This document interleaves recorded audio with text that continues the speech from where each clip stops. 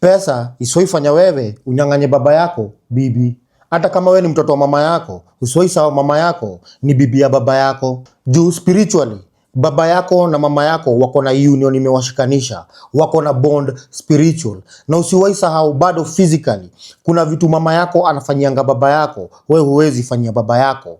Yani wewe na baba yako hamko rika moja, na kuna vitu wewe mama yako anafanyianga baba yako, wewe hauwezi na utawahi mfanyia. Juu unapata watu wengine God ametu bless na siku hizi tuko na do, na ni wage kurire na uyoka Nairobi ukigia indo, na ni wage togire, na ni wakorire kuria kwanyu mwakurite mwena thina. Yani ocha kwenyu mmegrow mkiwa na shida mingi sana. Watu wengine mkigrow, wazazi wetu ndio kila kitu. Kwanza mother zetu ni everything to us. Unapata madhako amekuwa in your lowest moments, madhako amekuwa kole in your worst moments. You owe your mama a lot sana. Ruu no wage togire muno mwanake witu.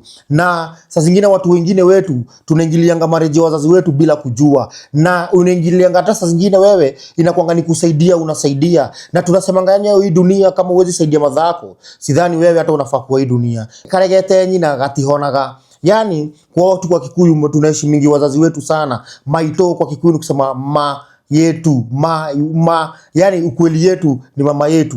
So wewe unapataga wewe by mistake wewe ulikuja Nairobi umejenga hao kubwa, ama wengine wakaenda hadi US, wengine wako US, mama yako wako wocha ameteseka sana na baba yako ni mlevi. Watu wengine wanaingianga na hiyo angle ati baba yako ni mlevi, ama hata baba yako labda si mlevi, baba yako ni mtu mpole sana. Unaona ni vizuri sana wewe uite mama yako US.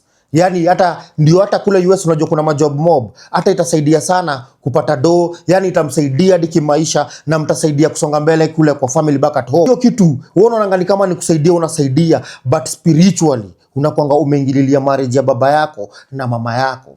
Na hii si kitu nasema ni mbaya kusaidia mzazi, but jua wewe ukienda kusaidia mama yako, hiyo kitu iko na blessing kutoka kwa baba yako. Juu sahau mama yako, hata kama ni mama yako, ni bibi ya baba yako, na wako na union spiritual. Na wewe uki affect union yao spiritually, pia wewe usigojee yako pia iko intact, pia yako itaingililiwa spiritually. Utapata kama wewe ushaita mama yako majuu na baba yako hakuwa amepata hiyo kitu blessing, anakuanga ameinyamazia tu, na labda inakuanga mnamsaidia hata mnamtumianga na do, lakini ajeiongea. Wewe ujeiongea na baba yako venye wewe uliita mama yako kutoka Kenya ukampeleka US. Wewe ujeiongea na baba yako venye wewe ulitoa mama yako ushago ukamleta juu umejenga mansionette kubwa ukapatia mama yako room moja bila kuiongea na baba yako. Ama hata baba yako aje kuongelesha akakwambia ni vibaya, lakini ndani ya roho yako nimekwambia kuna vitu wewe hauwezi fanya baba yako, na kuna vitu mama yako